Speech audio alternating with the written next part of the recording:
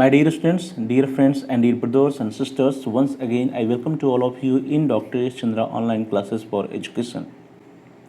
मेरे प्रिय विद्यार्थियों, प्यारे भाई और बहनों, प्यारे साथियों, मैं आप सभी लोगों का एक बार फिर से doctor S Chandra online classes for education में स्वागत करता हूं। आप सभी का हार्दिक स्वागत है, हार्दिक अभिनंदन। प्रिय विद्यार्थियों, पंडित दीनदयाल उपाध्याय गोरखपुर विश्वविद्यालय गोरखपुर के जो बीएड द्वितीय सेमेस्टर के विद्यार्थी हैं उनके लिए कोर्स है edu Beed 106 school management and leadership या विद्यालय प्रबंधन और नेतृत्व। उसका जो परीक्षा हुआ, एग्ज़ाम हुआ mid semester and end semester का, वह 14 जुलाई 2023 को हुआ था। तो जो 14 जुलाई 2023 को जो क्वेश्चन पेपर आया था उसमें दो पार्ट थे, डिस्क्रिप्टिव एंड ऑब्जेक्टिव। तो कौन कौन से प्रश्न डिस्क्रिप्टिव में आए थे और कौन कौन से प्रश्न ऑब्जेक्टिव में आए थे, उन सभी प्रश्नों को हम आज की क्लास में देखेंगे और उनको सॉल्व करने का प्रयास करेंगे।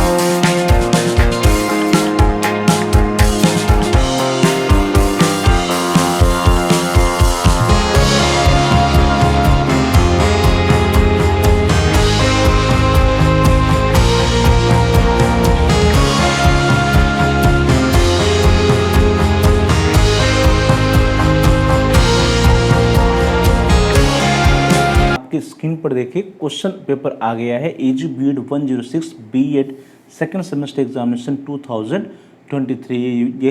यही पेपर जो है 14 जुलाई 2023 को आया था।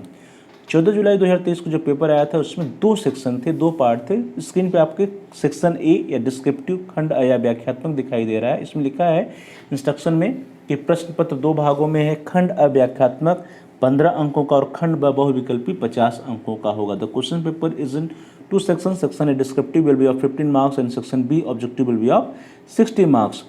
जो सेक्शन ए है उसके लिए जो टाइम अलॉटेड है 1 आवर है, मैक्सिमम मार्क्स 15 है, अर्थात अधिकतम अंक जो है 15 अंक है। Total number of questions are 6। कुल 6 प्रश्न दिए गए हैं। Answer 3 questions in all questions carry equal marks. इन 6 प्रश्नों में से किन्हीं 3 प्रश्नों के आपको आंसर देने हैं, उत्तर देने, और सभी प्रश्नों के अंक समान, अर्थात सभी प्रश्न 5 नंबर के हैं। देखते हैं चलिए कि कौन कौन से क्वेश्चंस आए थे। पहला क्वेश्चन है, discuss the meaning and nature of educational administration. शैक्षिक प्रशासन के अर्थ एवं प्रकृति की विवेचना कीजिए। तो सबसे पहले आपको हेडिंग डालना है एजुकेशनल एडमिनिस्ट्रेशन और उसका क्या मीनिंग होता है, क्या अर्थ है और उसका क्या नेचर है या प्रकृति है, इसके बारे में आपको लिख देना है। क्वेश्चन नंबर 2 है, describe the qualities of a school as an organisation. एक संगठन के रूप में विद्यालय की विशेषताओं का वर्णन कीजिए। तो एक संगठन के रूप में विद्यालय की कौन कौन सी विशेषताएं होती हैं उनको आपको हेडिंग डाल करके लिख देना चाहिए इसके आंसर में। नेक्स्ट क्वेश्चन है question number 3, describe the structure and role of local educational structure. स्थानीय शैक्षिक प्रशासन की संरचना एवं प्रकारों की चर्चा कीजिए। तो स्थानीय शैक्षिक प्रशासन की क्या क्या संरचना होती है, उसमें कौन कौन से लोग आते हैं, कौन कौन से विभाग आते हैं, उसका लेवल क्या है और उनके फंक्शंस क्या हैं। जो लोकल एजुकेशनल स्ट्रक्चर है उनके फंक्शंस क्या हैं, उनके कार्य क्या हैं, उनके रोल क्या हैं, इसके बारे में आपको इस प्रश्न के आंसर में लिखना है। क्वेश्चन नंबर 4 है, point out the qualities and duties of school leadership. विद्यालय नेतृत्व के गुणों एवं दायित्वों का उल्लेख कीजिए। तो विद्यालय नेतृत्व के क्या क्या गुण हैं, क्या क्या दायित्व, इसको हेडिंग डाल के आपको पॉइंट वाइज इसका आंसर लिख देना चाहिए। Question number 5, describe the types and importance of को करिकुलर एक्टिविटीज ऑफ स्कूल्स। विद्यालय के पाठ्य सहगामी क्रियाकलापों के प्रकार एवं महत्व का वर्णन कीजिए कि विद्यालय में कौन कौन से पाठ्य सहगामी क्रियाएं या को करिकुलर एक्टिविटीज़ होती हैं और उनका क्या इम्पोर्टेंस है। जैसे आपका खेल कूद है तो उसका क्या इंपॉर्टेंस है, सांस्कृतिक कार्यक्रम है तो उसका क्या महत्व है।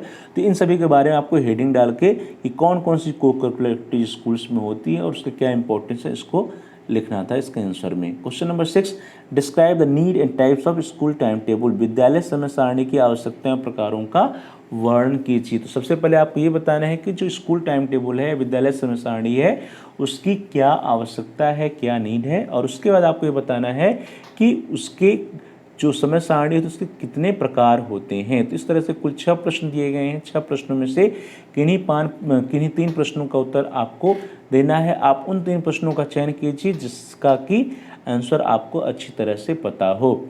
आप देखेंगे जो क्वेश्चन पेपर में आप जो ये क्वेश्चन दिया गया है पेज नंबर 3 पे दिया गया और यही जो स्पेस है इसी पे आपको आंसर लिखना है। और जो लास्ट पेज है दैट इज पेज नंबर 8 है। अर्थात कुल मिलाकर के आपके पास जो है 6 पेजेज होते हैं इन 3 प्रश्नों का उत्तर लिखने के लिए। तो आप क्या करेंगे, आप इन 6 पेजेस को जो है 3 भाग में डिवाइड कर लेंगे, प्रत्येक प्रश्न का उत्तर 2 पेज में देंगे, जिससे कि सभी प्रश्नों को आप समान महत्व दे पाएँ। चलिए आगे बढ़ते हैं। अब हम लोग बात करेंगे सेक्शन बी या बहुविकल्पी की।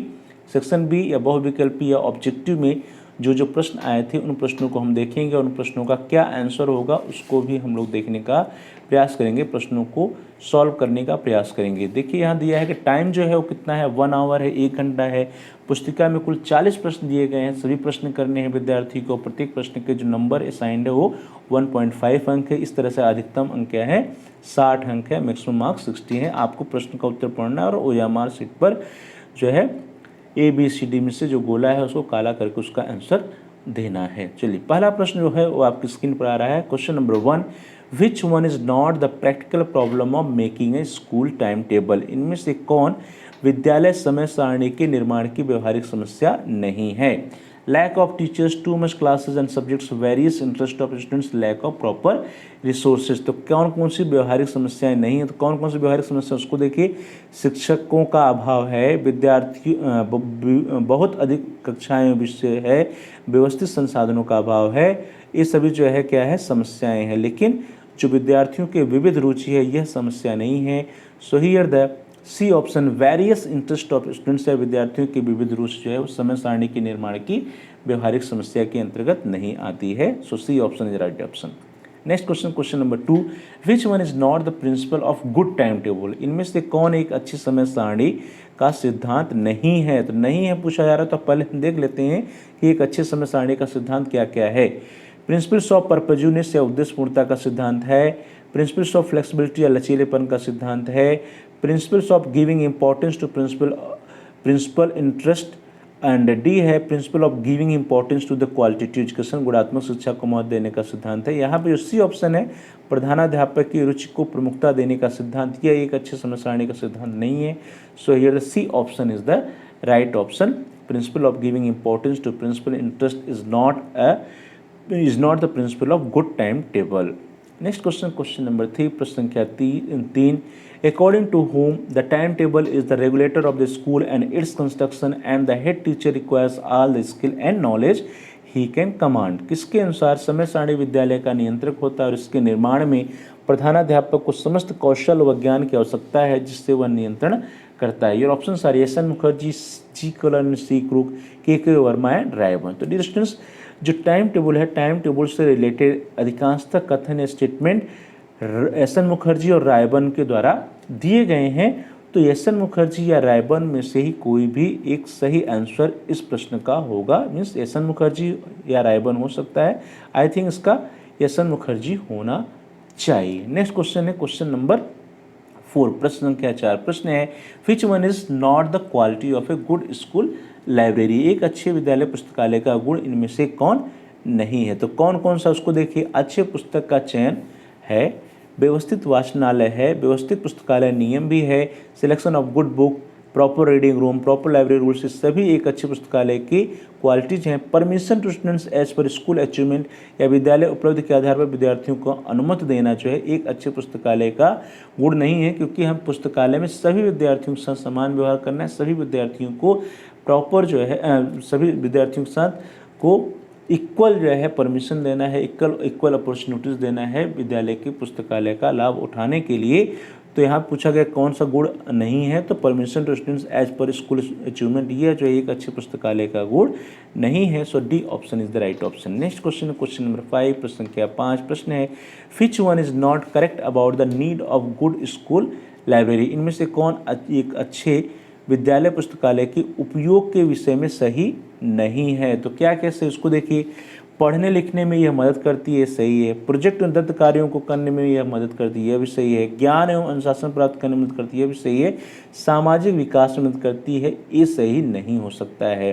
सो हियर द जितने भी ऑप्शन दिया गया, A helps in reading and writing सही है, helps in doing project and assignment भी सही है, helps in acquiring knowledge and discipline सही है। जो डी ऑप्शन है हेल्प्स इन सोशल डेवलपमेंट, चूँकि लाइब्रेरी में सोशल रिलेशनशिप या बातचीत करना आपस में सब अलाउ नहीं होता है, तो हम कहेंगे कि जो डी ऑप्शन है ये इसके उपयोग के विषय में सही नहीं है, लाइब्रेरी के संबंध में यह सही नहीं है। So D option is right option. Helps in social development या सामाजिक विकास में मदद करती है, यह एक अच्छे विद्यालय पुस्तकालय के उपयोग के विषय में सही नहीं है।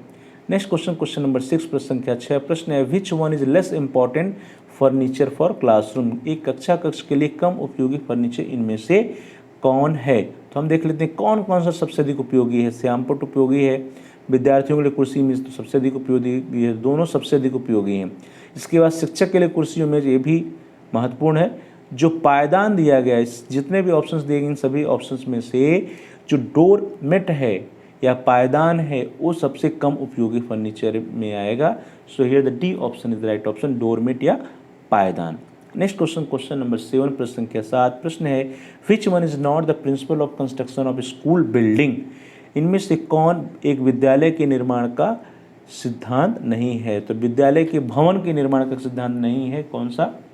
पहला दिया गया है, हम देखेंगे कौन कौन सा एक स्कूल बिल्डिंग के कंस्ट्रक्शन का सिद्धांत है। तो विद्यालय की भावी आवश्यकताओं का सिद्धांत, principle of future need of the school ये है।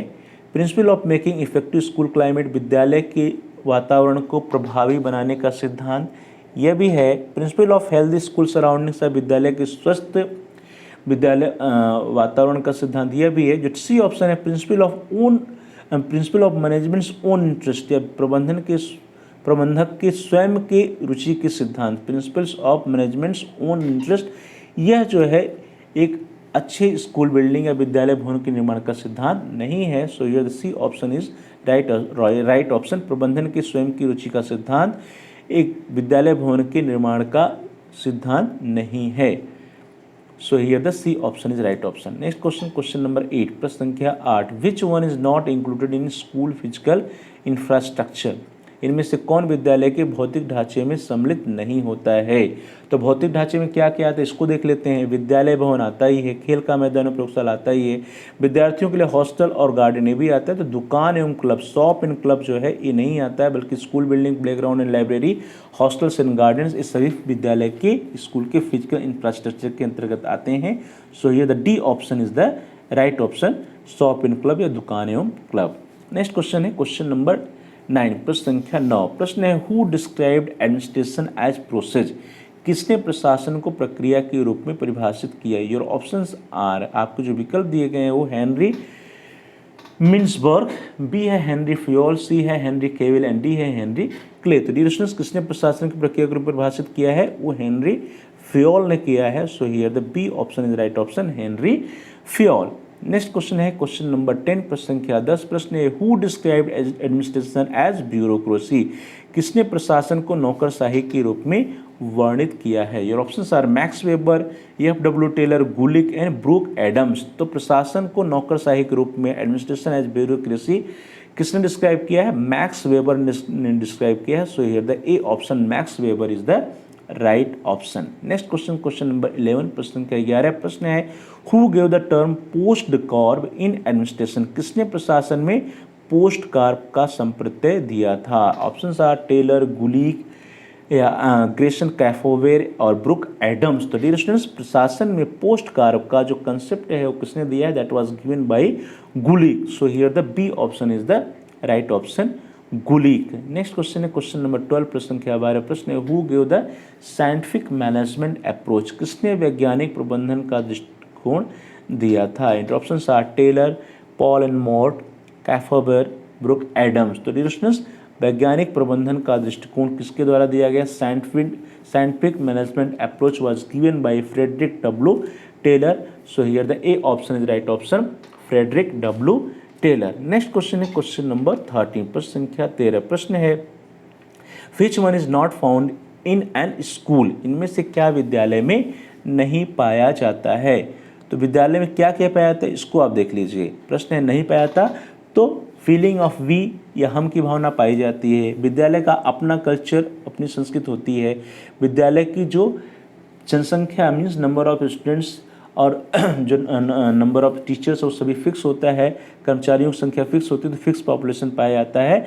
जो विद्यालयों का पॉलिटिकल स्टेटस ये नहीं होता है तो विद्यालय में क्या नहीं पाया जाता, राजनैतिक परिस्थिति या political status. So here the A option is right option, political status या राजनीतिक परिस्थिति। नेक्स्ट क्वेश्चन है क्वेश्चन नंबर 14 प्रश्न संख्या 14 प्रश्न है which one is not the quality of school is as an organisation, इनमें से क्या एक संगठन के रूप में विद्यालय की विशेषता नहीं है। Your option are A collective identity या सामूहिक पहचान, बी ग्रुप टास्क या सामूहिक कार्य, सी कोऑर्डिनेशन सिस्टम या समन्वय तंत्र, and D emphasise on personal interest. तो एक संगठन के रूप में विद्यालय की विशेषताएं क्या है, सामूहिक पहचान है, सामूहिक कार्य है, समन्वय तंत्र है, लेकिन व्यक्तिगत रुचि पर बल या एम्फसाइज ऑन पर्सनल इंटरेस्ट यह नहीं है। So D option is the right option. Next question question number 15 प्रश्न संख्या 15 प्रश्न है which one is not the quality of democratic school management, प्रजातांत्रिक विद्यालय प्रबंधन का इनमें से कौन सा गुण नहीं है। ऑप्शन सारे principle of equality, principle of freedom, principle of justice और principal of toughness.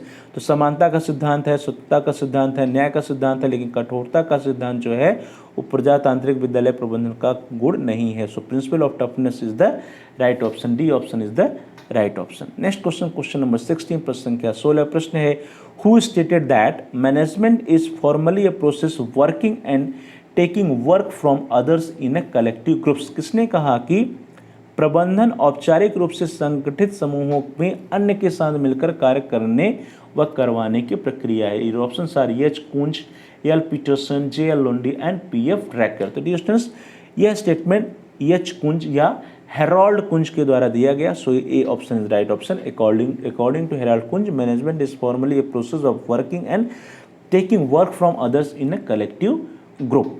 So A option is right option. Next question question number 17 प्रश्न संख्या 17 प्रश्न है who wrote the book practical handbook on school management. Practical handbook on school management नामक पुस्तक किसके द्वारा लिखी गई है। तो practical handbook on school management is written by, यह लिखा गया है एफ ई हार्डिंग के द्वारा। तो एफ ई हार्डिंग जो है, और B option is right option. Practical handbook of school management and teaching यह एक एफ ई हार्डिंग की पुस्तक है, किताब है। सो यहाँ पे बी ऑप्शन जो है, B option is the right option, F E Harding और Harding. Next question question number 18 which one is not the element of management process, इनमें से कौन प्रबंधन का मुख्य तत्व नहीं है। तो क्या क्या तत्व उसको आप देख लीजिए, प्लानिंग एंड नियोजन है, बस्टिंग है, रिपोर्टिंग है, इवेलुएटिंग या मूल्यांकन नहीं है। So here the D option is right option, evaluating और मूल्यांकन। नेक्स्ट क्वेश्चन है क्वेश्चन नंबर 19 प्रश्न संख्या 19 प्रश्न है according to whom educational administration may be defined as in large part the influencing of one group of humans being the peoples to grow towards defines objectives utilizing a second group of human being the teacher as agents and operating in a setting of third group of human being the public variously concerned both with objectives and with means used to achieve them। किसके अनुसार शैक्षिक प्रशासन मानव जाति के एक समूह विद्यार्थियों को मानव जाति के दूसरे समूह अध्यापकों द्वारा मानव जाति के तीसरे समूह जनता के व्यवस्थापन में कार्य करते हुए निश्चित उद्देश्यों की ओर आगे बढ़ाने के लिए प्रभावित करता है। आपके ऑप्शंस हैं Paul R Mort, G Kefauver, J B Sears and S J Knezevich. तो डियर स्टूडेंट्स यह स्टेटमेंट जो है that was given by Paul R Mort. So here the A option is right option. यहाँ पे जो ए ऑप्शन दिया गया है, ए ऑप्शन जो है वो सही विकल्प है। And now the question number 20 प्रश्न संख्या 20 प्रश्न है which one is not the correct about school management, विद्यालय प्रबंधन के विषय में क्या सही नहीं है। आप देख लीजिए कि क्या क्या सही है। इट इज़ ऑलवेज पर्पजफुल, ये सही होता है। इट इज़ सोशल प्रोसेस, यह एक सामाजिक प्रक्रिया, ये भी सही है। It is science and art, एक कला और विज्ञान, यह भी सही है। It is only for teachers, यह मात्र शिक्षकों के लिए है, यह सही नहीं है। So here the D option is the right option. विद्यालय प्रबंधन के विषय में क्या सही नहीं है, यह मात्र शिक्षकों के लिए, यह सही नहीं है। So D option is the right option.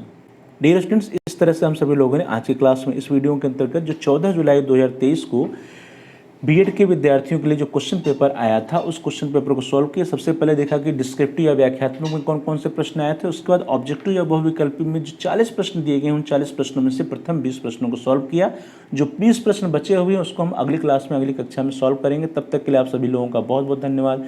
Thanks for watching, thanks to all of you. Please like, share and comment on the video, also subscribe the channel and press the bell icon all. आप सभी लोगों का बहुत बहुत धन्यवाद। अगली class में हम जो 20 प्रश्न बचे हुए हैं उन 20 प्रश्नों को सॉल्व करेंगे। आप इस वीडियो को लाइक करिए, शेयर कीजिए और इस वीडियो पे कमेंट्स भी करिए। कमेंट्स के द्वारा यदि आपका कोई बहुमूल्य सुझाव है या कोई प्रश्न है या कोई समस्या है तो आप हम तक पहुँचाइए। हम आपके प्रश्नों का उत्तर देने का प्रयास करेंगे, आपकी समस्याओं का समाधान करने का प्रयास करेंगे और साथ साथ जो भी आपके बहुमूल्य सुझाव होंगे आपके सुझावों पर अनुपालन भी करने का प्रयास करेंगे।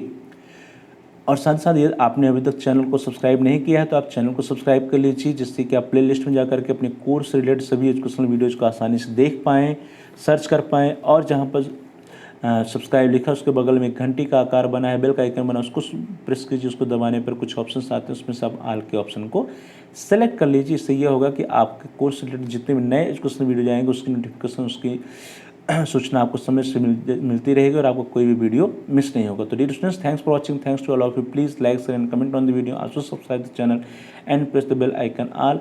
हम जल्द ही मिलेंगे अगली क्लास में, अगले वीडियो में, और जो 20 प्रश्न बचे हुए हैं मल्टीपल चॉइस क्वेश्चंस के उसको सॉल्व करेंगे। तब तक के लिए आप सभी का बहुत बहुत धन्यवाद।